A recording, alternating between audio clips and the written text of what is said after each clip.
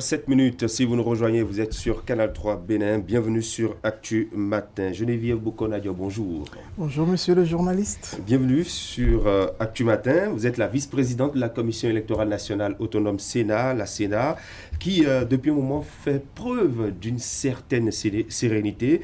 Alors cette attitude n'est-elle pas apparente au regard de l'immensité de la tâche, de la mission qui vous attend avant le 17 mai? Apparente, je ne comprends pas pourquoi, d'autant plus que ça fait quand même 5 ans que nous sommes en train de mener cet exercice. Et je crois, sans fausse modestie, que l'expérience est là. Et du coup, ça devient presque une routine pour nous.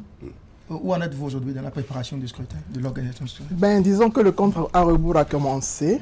Et vous n'êtes pas sans savoir également que nous avons déjà publié notre calendrier. Tout à fait. Et nous sommes en train de le mettre en œuvre de façon inexorable.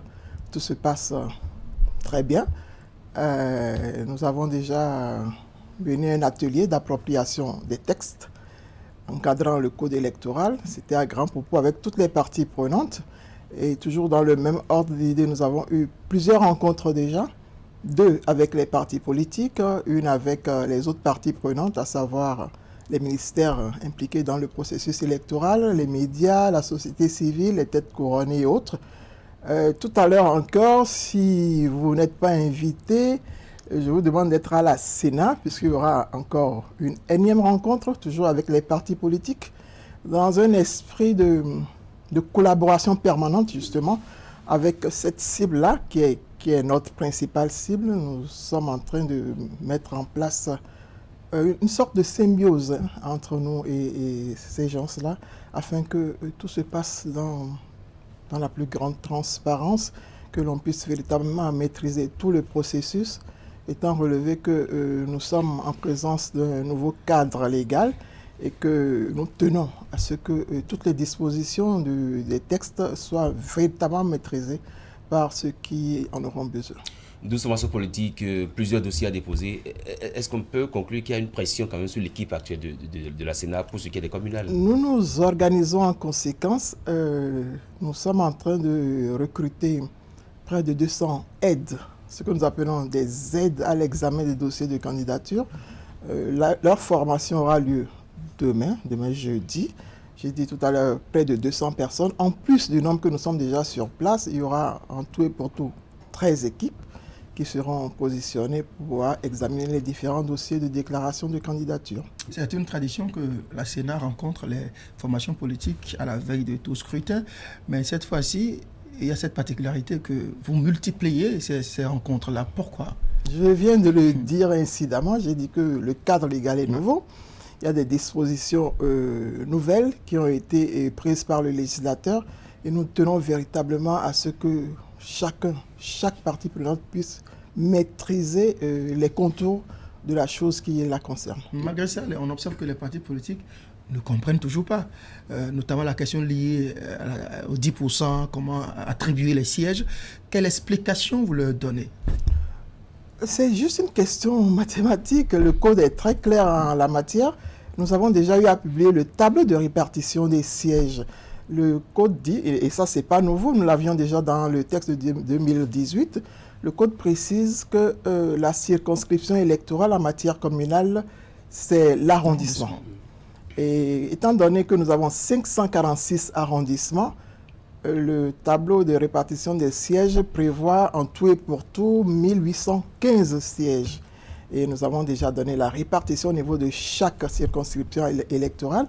Le code dit également que les partis politiques devront présenter des candidats sur toute l'étendue du territoire national, ce qui revient à dire que chaque dossier devra nécessairement comporter 1815 candidats titulaires et 1815 candidats suppléants. Ce n'est pas une mince affaire, et raison d'ailleurs pour laquelle nous sommes à leur côté pour les aider justement à faire ce travail-là. Est-ce que l'application dont nous avons connaissance peut aider aussi à gérer cette élection? Et justement, c'est dans cet esprit-là que nous avons mis en place cette application pour pouvoir faciliter la tâche aux partis politiques. Et avec cette application, si elle est véritablement mise en œuvre, je pense qu'on va éviter les erreurs que nous avons eu à connaître par le passé. Bon, c'est une application qui permet de renseigner au fur et à mesure la liste de tous les candidats. Et dès lors qu'il y a un candidat qui a été omis, ou bien dès lors qu'il y a eu une disposition qui n'a pas été respectée, tout de suite, l'application vous le signale. Vous êtes obligé, tant que vous n'avez pas franchi cette étape-là, de rester à ce niveau-là et de remplir l'étape-là avant de pouvoir aller à l'étape suivante. Est-ce que vous sentez les formations politiques, après les différentes rencontres, est-ce que vous les sentez vraiment prêtes à vous accompagner dans ce processus-là? Je crois qu'ils sont disponibles, ils sont disposés à le faire et c'est d'ailleurs dans leur intérêt. Alors, le lundi prochain, la Sénat va prendre possession. En tout cas, il y aura l'ouverture du dépôt des dossiers ou bien des listes de candidatures. Avant cette étape... Vous suivez bien le calendrier. avant cette étape, qu'est-ce que vous êtes en train de faire maintenant pour, disons, faciliter la tâche à toutes ces formations politiques qui effectueront le déplacement de la Sénat? Bon, il y a déjà eu l'application qui a été mise à leur disposition. J'ai dit tout à l'heure que nous allons avoir une énième rencontre avec ces partis politiques-là pour leur réexpliquer tous les détails qui doivent être pris en compte. Et par ailleurs, nous sommes en train de mettre en place, de former, je l'ai dit aussi, de former des équipes. Des équipes, il y en aura en tout... Vous avez parlé de 13 équipes. 13 équipes, il y aura une équipe par département. Et dès lors que le parti politique franchit le portail de la Sénat, on l'oriente vers une salle d'accueil, il est reçu et la suite se passera tel que prévu. Le dossier, une fois déposé, les formations politiques ont 6 jours pour corriger ce qui peut l'être. Quel est le pas à ne pas franchir par la formation politique? Pas 6 jours, monsieur le journaliste. Alors, renseignez-nous. Dès lors que le dossier est déposé, ce dossier-là est porté à la disposition de l'équipe en place qui en examine la complétude, c'est-à-dire est-ce que nous avons le nombre exact de candidats prévus par la loi, est-ce que dans chaque dossier nous avons le nombre exact de pièces prévues par la loi, et immédiatement après cet examen-là, il y a ce que nous appelons le récépissé provisoire qui leur est délivré. À partir de cet instant, la Sénat a 8 jours. 8 jours pour examiner au fond les 10 dossiers, c'est-à-dire la conformité des pièces déposées, la légalité et tout le reste. Et au bout de cet examen-là, il y a ce que nous appelons soit le récépissé définitif, soit votre dossier, il est propre, il est clair, il est nickel. On vous délivre un récépissé définitif. Le cas échéant, lorsqu'il y a des insuffisances, on vous le notifie. Et vous avez 3 jours, exactement 3 jours pour combler ces insuffisances-là. Vous ramenez votre dossier, nous procédons à un nouvel examen de votre dossier. Après cela, soit vous avez votre récépissé définitif, soit vous avez ce que nous appelons une notification de rejet. En dehors des nouvelles pratiques, des nouvelles habitudes induites par les améliorations du code électoral, quelle innovation ou quelles sont les innovations que la Sénat nous réserve pour ce scrutin? En matière d'innovation, il y a celle de taille déjà que nous avions portée à la portée des partis politiques, l'application. Et à part cela, nous avons également mis en place un recrutement en ligne des agents électoraux. Vous savez que nous aurons à utiliser plus de 45 000 agents électoraux. Et cette fois-ci, nous n'aurons pas assisté au triste spectacle, justement, des prétendants au poste qui s'alignent sous le soleil, sous la pluie, pendant des heures avant de pouvoir déposer leur dossier de candidature. Ce sera une inscription en ligne et qui sera complétée le cas échéant parce qu'il se peut que dans certains endroits du territoire national, nous n'ayons pas de la connexion. Ceux qui n'auront pas cette possibilité-là pourront venir déposer leur dossier physique à la Sénat ou bien à quelque autre endroit qui leur sera indiqué par la Sénat. Donc, je pense que c'est quand même une innovation.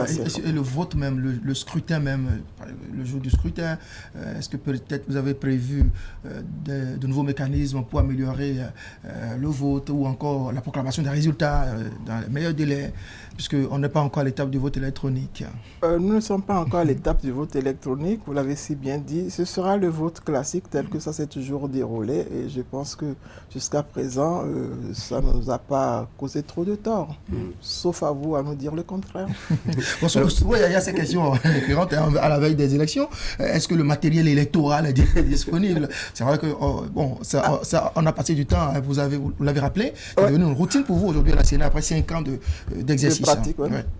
Le matériel, dans le chronogramme, ou plus précisément dans le calendrier mis à votre disposition, nous prévoyons lancer la commande du matériel électoral à partir du mois d'avril. Donc, mars-avril, nous aurons le temps nécessaire pour la commande, pour la réception et pour le déploiement du dit matériel. Une innovation que je peux porter à la connaissance des téléspectateurs, c'est qu'il est dit dans le code en vigueur que le coordonnateur d'arrondissement ou bien le membre de poste de vote responsable de retard dans l'ouverture d'un poste de vote sera poursuivi et sanctionné en conséquence, tel que le prévoit la loi. Donc, nous sommes avertis, nous sommes avertis et nous mettrons véritablement tout en œuvre pour que ça se passe bien. Alors, justement, avant de vous laisser partir, Geneviève Bokor-Nadjor, la campagne électorale va s'ouvrir le 1er mai prochain et cela va durer 15 jours. Mais avant, est-ce que vous sentez sur le terrain un air de pré-campagne? Je pense que c'est une question que je devrais vous poser plutôt à vous, journalistes. parce que je ne suis pas sur le terrain en tant que tel. Mon terrain, c'est la Sénat. Vous avez pourtant des retours. Donc, non, pour le moment, je ne vois rien qui puisse être contraire à ce que la loi prescrit. Est-ce que c'est le rôle de la Sénat d'empêcher les acteurs politiques de faire une campagne précoce? Disons que nous devons mener quand même la veille. Nous devons mener la veille, nous assurer que tout se passe dans les normes requises et dénoncer le cas échéant. Et là, vous ne dites rien, et pourtant, il y a des événements qui se passent sous vos yeux. C'est pour ça que j'ai dit que c'est à vous d'attirer notre attention. Parce que, vous savez, nous ne sommes pas seuls dans cette baraque-là, dans cette barque-là. Et nous sommes des parties prenantes, la Sénat et les médias. Donc je pense que s'il y a des choses que vous trouvez qui ne sont pas conformes à la légalité, vous revient de nous appeler là-dessus, d'appeler notre attention là-dessus. Il y a aussi un petit détail, en tout cas assez inhabituel.